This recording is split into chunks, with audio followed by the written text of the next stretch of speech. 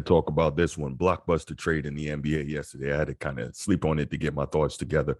Obviously, we saw Ben Simmons get traded from the Philadelphia 76ers for James Harden from the Nets. So basically, they swapped their two big stars. Those are the two main pieces in this deal. But also, you've got going to the Sixers. I'm sorry, going from the Sixers to the Nets, you have Seth Curry and Andre Drummond. And the Nets are also getting Paul Millsap, and there's some draft picks thrown in there. And, you know, that doesn't really mean much in today's NBA because draft picks don't generally mean a lot. Everything is about the superstars who have proven themselves in the league and moving them around and putting them in places where they can have the most success. Now, my thoughts on this, I'm not going to talk about this too long, but first and foremost, these guys in the modern NBA, it's disturbing. And I know a lot of people talk about it's player empowerment. And when I talk about this with people, they say I'm against the players. It's not that. So there's a couple things for me. I'm big on you sign a contract, you signed it. Nobody made you. So this whole premise of, well, the organization can trade players. Why shouldn't the players be able to take their career in their hands? Well, those contracts that the players sign have language in them that say that they can get traded by the organization. Obviously, unless the player is of that level where they have no trade clauses where that can happen. But these players, they sign the contracts, they make the deals. So in my estimation, unless you're being egregiously mistreated, you're assaulted, or there's some instance of racism or something like that, you should honor out your contract. But that's just me. I guess I'm kind of old school in that mentality. I came up in an era where players didn't do this. That's fine. But I'm going to get off that soapbox. First thing here, Ben Simmons, it really disturbs me because this is a guy who has a lot of talent. He's uber talented, but since he's come into the league, he hasn't really gotten any better. He doesn't work on his craft. He doesn't seem to care about becoming the type of player that his talent could allow him to be. He loves the money and the NBA life, clearly, and what the NBA can do for him. But thus far, we haven't seen him actually develop his game and try to become the type of player that he has the talent to be. We've heard the late, great Kobe Bryant talk on what he can be. We've heard other players talk on what he can be. We've seen NBA analysts ad nauseum talk about what he can be. He doesn't seem to care. And so after a terrible performance in last year's playoffs, afterwards, but his coach, Doc Rivers, his teammate, Joel Embiid, who coincidentally, if he keeps playing like this, should win all MVP this season, were asked about can they win a championship with Ben Simmons, and Doc Rivers answered honestly. Obviously, he struggled from the free throw line, and that became a factor in the series. There's no doubt about that. Still believe in him, but we have work to do. You know, we're gonna have to get in the gym, put a lot of work in, and go forward. I don't know. And Ben Simmons really got upset. Joel Embiid made references to him in terms of the point at which the game swung and cost them the series against Milwaukee. Again, if you're Ben Simmons, you can't get upset at that. Well, I guess you can because he's mentally soft and fragile, and this is what we're seeing. You can get upset, but you shouldn't. Instead, you should get in the gym and show everyone why you were the number one pick. You should get in the gym and show everybody why you're the player that they think you are and why they're disappointed when you don't come through and do the things that they think you're capable of doing. That's what you should be doing. Instead, you get upset. I'll just leave it at that. And you tell them you're not coming back under no circumstances. You come back this year and you sit out all this time and refuse to play. And then you try to play the mental health card, which obviously I'm in no one's head, so I can't say that it is or isn't the case. But to me, that seems like a convenient excuse to use because especially in the climate we live in 2022, you call out mental health. No one is going to take shots at you or tell you that that's not the case. That's a very sensitive term, almost a buzzword. So I guess it was smart on his part. I believe he lost like $19 million this year, not playing so far. And this was the first year of his new deal. He just signed a new deal and he's pulling this foolishness. It's insane. It's absolutely insane. So again, my thoughts on Ben Simmons, this is a guy that instead of getting upset and holding out and doing all this foolishness, he should have been in the gym proving why he is what they thought he was coming out of college.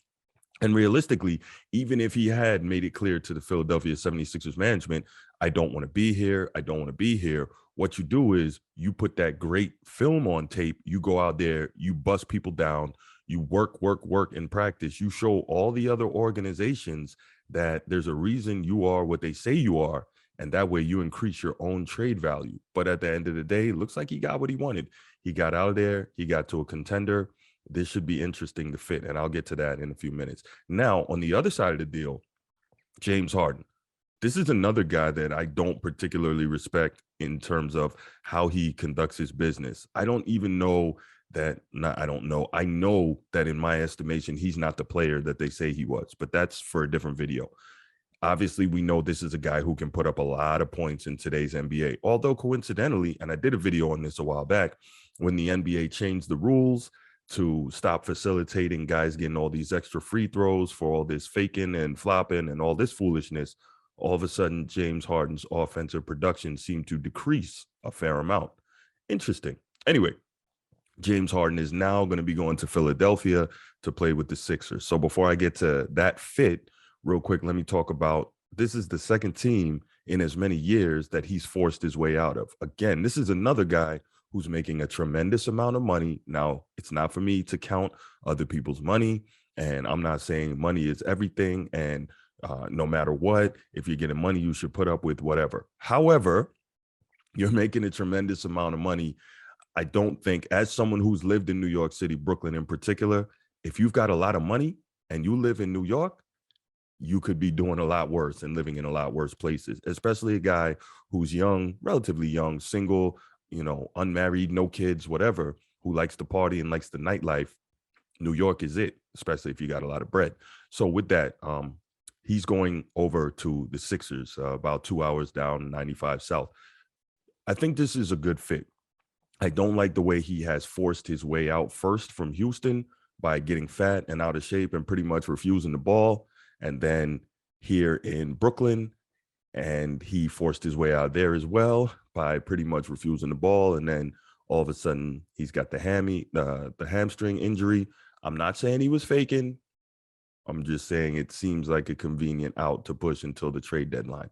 So why would you trade for this guy? Yes, the skills are there in today's NBA to put up a lot of points and to be a key cog in a possible championship or deep run in the playoff organization.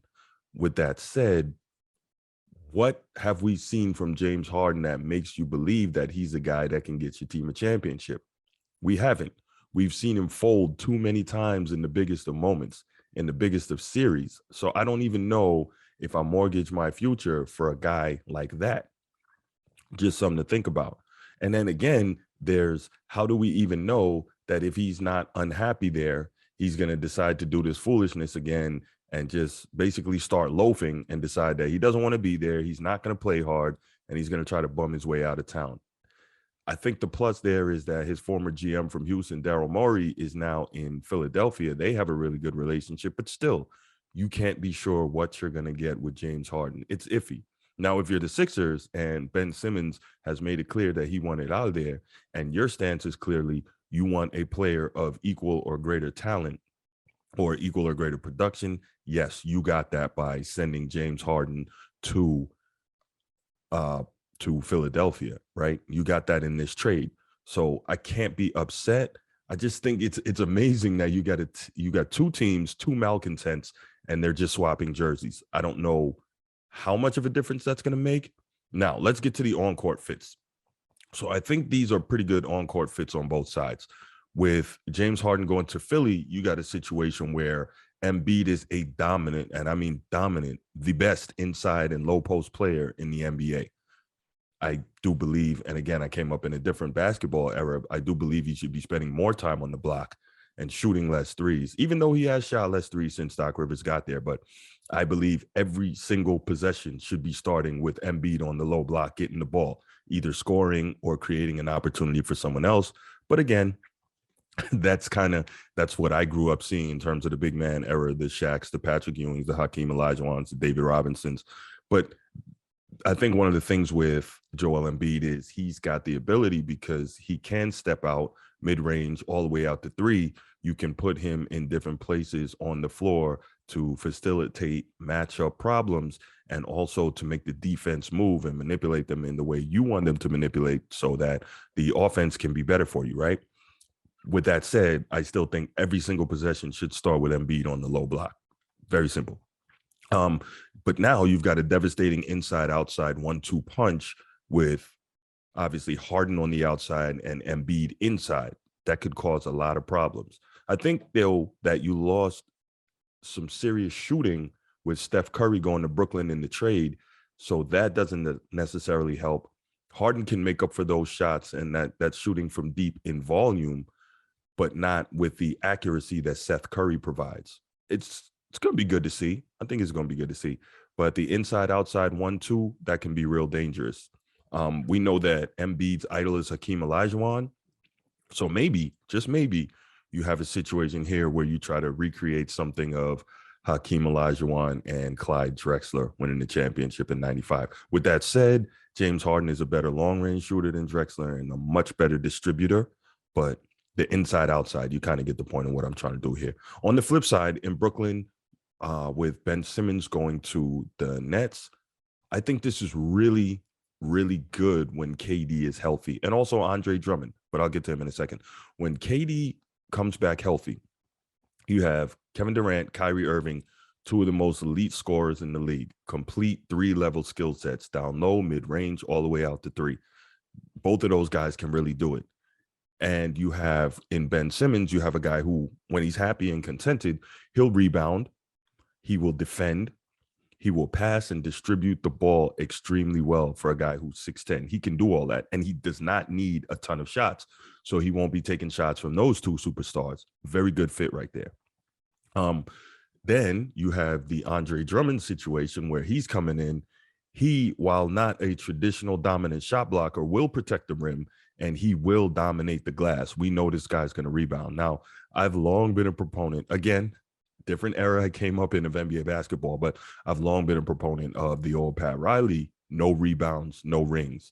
This guy is going to get you the rebounds. It's so funny because when this Brooklyn team got put together last year with KD and Kyrie and then Harden, I'm saying, how are they going to rebound? How are they going to win this way?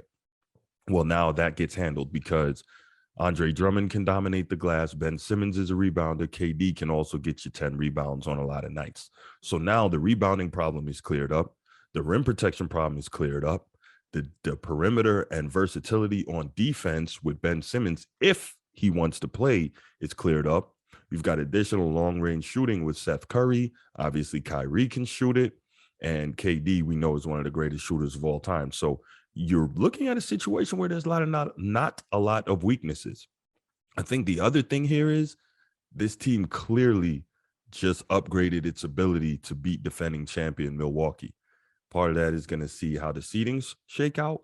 But if they should match up against Milwaukee, who they took to literally within a toenail of beating in the playoffs last year, this is going to be problematic. We know we can't count on Giannis to be knocking down threes at a consistent level, or even, although he's improved, making mid-range jumpers on a consistent level. This is a guy who's got to get downhill and has to do a lot going to the basket. So with Andre Drummond in there, now you've got some difficulties for him, or you've got the versatility to switch at times and put Ben Simmons' size and length on Giannis if Giannis starts trying to go downhill. This is going to be a really neat matchup in terms of the X's and O's. Now, if you've got Giannis and Brook Lopez comes back healthy. Brook Lopez can step out and bang the three, so Andre Drummond is going to have to honor that. So that opens up some of the paint, but still, you've got the length of KD, not the strength of KD, but the length of KD and the length and strength of Ben Simmons to kind of deal with Giannis. I think it's going to be a very interesting matchup. And all of a sudden, Bobby Portis doesn't have the advantages over the Nets he used to because, again, KD and Ben Simmons. So you can do a lot of things in terms of switching and whatnot. A lot of defensive versatility suddenly just got created. With that said, I don't know that Steve Nash as a coach is going to be able to take advantage of that. He's not a defensive guy. We'll see what happens there. But the main focus of this video was you've got the trade with Ben Simmons going to Brooklyn and James Harden going to Philadelphia. I think I'm really looking forward to seeing how both of those guys gel in their new spots. I think both of them are really good fits. I think mentally they're both really weak. I don't know if it really comes down to it, a situation where mental toughness is called for at a defining moment in the playoffs. If those guys have it, I just don't know. And that's going to be really, really neat to see. You know, Giannis has it. You know, those Bucks have it. They got over the hump last year. They know the quote unquote formula to win a championship now. They know what it takes. They're battle tested. Now, will that get them back to the title? Probably not. I don't know that they look like the favorite in the East anymore, but there's something to be said for having coached, having played, and having gotten to that level and held it up. And Giannis does not seem like he has lost any hunger to get another one. But this Simmons Harden trade that was the big one we've been waiting for, the big domino. There's probably not too many. Well, there's no other trades that can happen now. The trade deadline is passed, but I don't know that there would have been any other trade bigger in the league, unless, of course, like something crazy happened with LeBron. But we know he's got a no trade contract, and we know he loves LA, so he wasn't going anywhere. And we know that he had the issues with Russell Westbrook out there, but obviously he didn't go anywhere. So the big moves are in the East. Now we see what happens. All right, guys, I'm out. So that was the end of that one. Thanks for listening in. If you're on YouTube, obviously you're on the channel. Thanks for watching. If someone sent you this link and you didn't navigate here yourself, go ahead, click the subscribe button in the lower right corner of the screen and click that notification bell so you can be notified whenever new shows come out and you can stay up with the content. Also, if you enjoyed the content, please click that like button. I really appreciate it. If you want to leave a comment, leave a comment. If you want the audio only version of the podcast, you can look right here on the screen. You can see we're available pretty much wherever your podcasts are offered, wherever you get your podcast. We got them in lots of places. If your podcast platform allows you to, please go ahead and give us that 5-star rating. Lifts us up in the algorithm, makes it possible for more sports fans or whoever to find the show. All right. If you enjoyed the show, you know other sports fans who you think might, don't keep it to yourself. Go ahead and share it. All right, guys. Until next time, thanks for listening, and I'm out. Peace.